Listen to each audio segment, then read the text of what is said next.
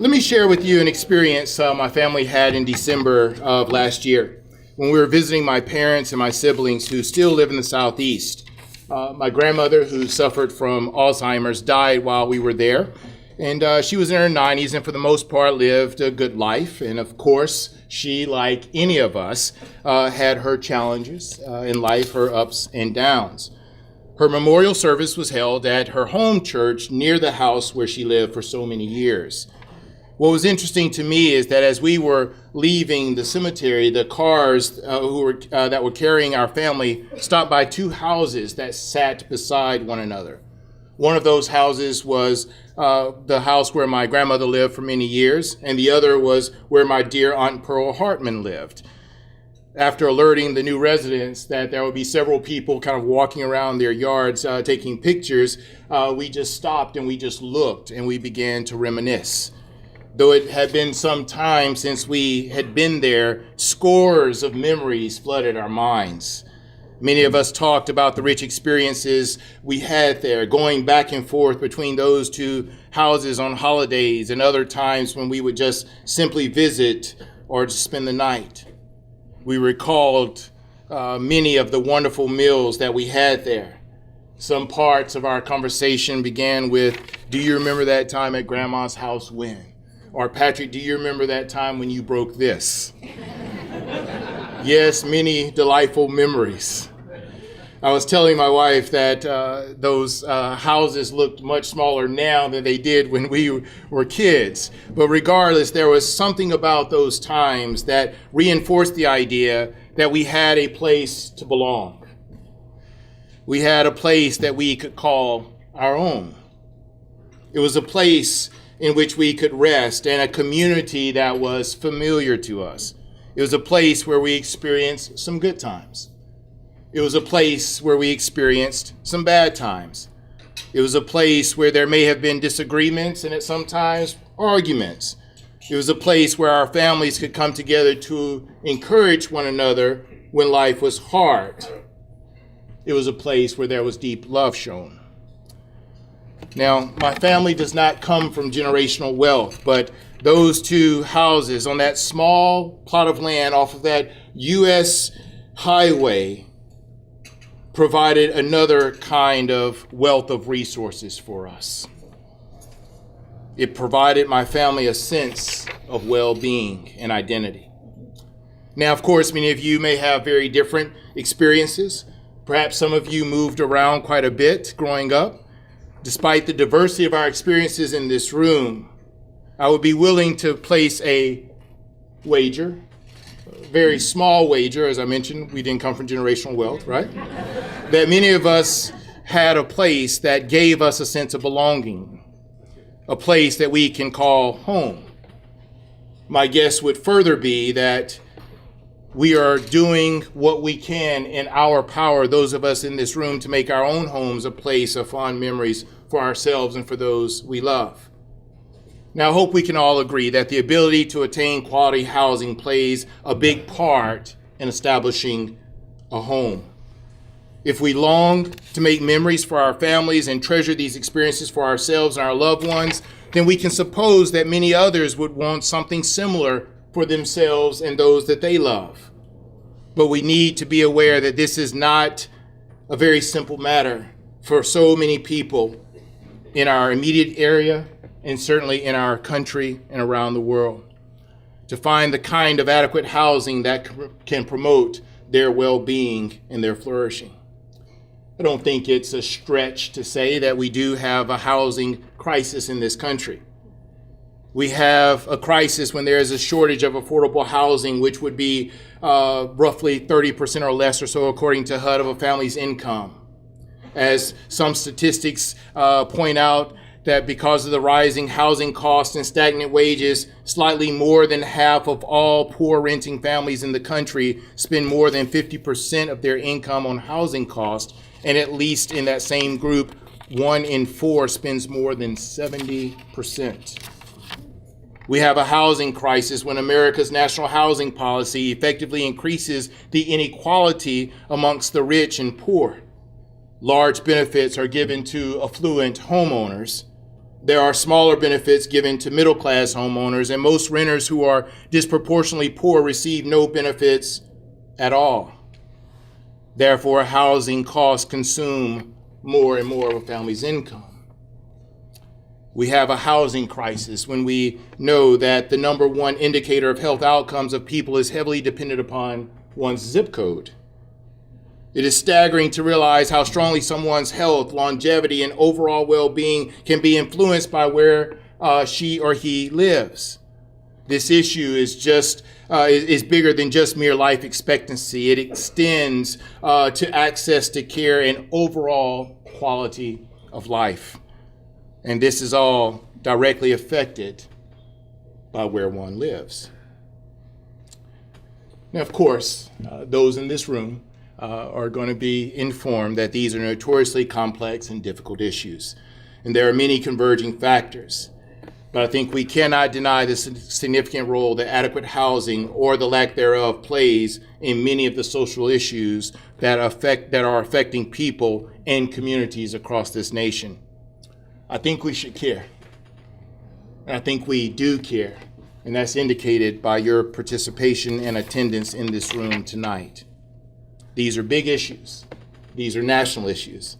So how can we, on the North Shore, in our little corner of the world, unlock doors and open our communities in order to effect change? Well, let me just leave you with a few thoughts, because I know I'm standing between you and your evening being closed here. First, I think we need to remember something important about remembering. There's a story of two middle-aged couples who were enjoying a friendly conversation when one of the men asked the other, "Fred, how was that memory clinic you went to last month?" "Outstanding," Fred replied. "They taught us all the latest psychological techniques such as visualization and association and so on. It was great. I haven't had a problem since." The other fellow said, "That sounds like something I could use. What was the name of the clinic?" Fred went blank. He thought and couldn't remember, and then all of a sudden this smile broke out across his face, and he asked, "What do you call that flower with the long stem with the red petals and the thorn?" The other guy said, "You mean a rose?" Freddie said, yes, that's it." He turned to his wife and said, "Hey, Rose, what was the name of that memory clinic?"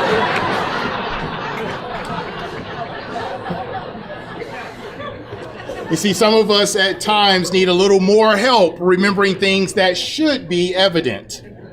But it is okay for us to have reminders to bring things back to our collective memory, especially if it's very important information. We need to remember the history of housing and how various policies have historically impacted current conditions under which many people live. We need to remember that the wealth gap with respect to housing between whites and non-whites can be directly related to the design and application of the GI Bill, which helped to create an instant middle class after World War II for a significant portion of our population while systematically marginalizing people of color. We need to remember that the role that the federal government played in creating ghettos, along with concentrated poverty found in what we sometimes call inner city communities. Richard Rothstein, in his book, The Color of Law, Forgotten History of How Our Government Segregated America, provides this data with both painstaking and painful detail. We need to remember that many of our communities across this country still feel the effect of these policies and these practices. If we remember well, we can affirm that there really is a collective obligation and social responsibility with respect to housing. When we remember these sad realities of our collective life together, we can see this work as a matter of housing justice and not merely as acts of charity. You see, charity suggests that our collective actions with respect to creating more affordable housing might be in some way optional, or that impoverished situations of people is maybe of their own making. But if we approach these issues in terms of justice, there is a sense of collective obligation. We all bear this burden together. We must remember that we all live in the same society and that the gains of the rich and the affluent and the losses of the poor and disenfranchised are all intertwined. So we need to remember. Next, we need to educate, communicate, and advocate. We need to educate, communicate, and advocate. We need to educate ourselves on zoning laws and housing policies and the impact that these have on people who work in our community but perhaps cannot afford to live in our community. We need to communicate to our neighbors the importance of being good neighbors, that there's nothing to fear regardless of whatever side one may be on. Who is in our community and who will be in our community? Communicate this. We must advocate. To state the obvious, we can concentrate our advocacy by being actively involved in the work of Harborlight Community Partners. And there are many ways in which we can contribute to this wonderful work, bringing affordable housing to the North Shore. And many of those avenues you have heard tonight, and I encourage you to explore them further and partner with HCP. And then lastly, I just want to close with the fact that we must be resilient. We must be resilient. These issues that we encounter, the things that we're working on, these issues that occupy our attention, were not created overnight, and they probably won't be taken down overnight. So we must be resilient. My uncle was a civil rights leader, a pastor in Birmingham, Alabama for 53 years, worked closely with King and Shuttlesworth and others developing a human rights organization and just tirelessly labored. And he would often tell many of us before he died, some of those in generations after him, that we lack the kind of patience that is needed for long-term sustainable change. He used to encourage us that we have to be resilient in these efforts. We get tired and perhaps frustrated, but we must be resilient. When I was a kid, my dad had a gentleman, a family friend who was a carpenter, come over and build a kind of a storage unit in our backyard. And so this gentleman's name was Mr. T, right? Not the I Pity the Fool Mr. T from the 1980s, right? Dating myself for the younger generation in the room here. Right, not that Mr. T, another Mr. T. And so he brought two guys with him who were working with him. And so they were out in this hot summer Alabama sun, right? And so we had this pecan tree in the corner of our backyard. And so the two guys who were working with Mr. T went over to sit in this corner under this tree. And so Mr. T was still out working, and I, as a little kid, admired Mr. T, and I wanted to, hold the bucket of nails. I was bringing him 2x4s, and I just thought I was helping construct this storage unit in the back of our home. And so I was doing all that, and finally Mr. T says, "Son, go over there and tell those two men to come back out before they get shade poisoning." So I thought to myself, I was like, shade poisoning. So I walk over there sheepishly and tell the other guys, I said, Mr. T wanted you guys to come back out before you get shade poisoning. They grumbled a little bit, they grabbed their stuff, and they went back out. But I was still very concerned because I didn't really know what shade poisoning was. And I myself had spent a lot of time under that pecan tree in my life, and I was afraid that I had it. And if I had it, I was more concerned about how do I get rid of it. So I remember running into the house and talking to my mom. She was at the kitchen, the sink at the time. I said, "Mom, Mr. T asked those men to come back out and finish work before they get shade poisoning." I said, "Mom, what's shade poisoning?" So she looked at me and smiled, and she says, "Why don't you go back out there and ask Mr. T?" So I ran back out there, and I just stood there and looked at Mr. T for a while. And finally, he recognized that I probably wanted to ask him something. Then he looked down from off the ladder and he said, "Son, what do you want to say?" I said, "Mr. T, I'm a little concerned." I said, what exactly is shade poisoning?" He came down off the ladder. He looked at me in the eye and said, "Oh, son, shade poison ain't nothing but laziness," right? Let it be never said for those in this room that when we're dealing with and wrestling with affordable housing, that we would be guilty of shade poisoning. Let us always be resilient. Let us do all that we can to unlock doors for others, dealing with the systemic issues that so plague the context in which we live, and let us open our communities so that we can be a welcoming environment for so many people to show kindness and love to them. Thank you so much for giving me a hearing this evening.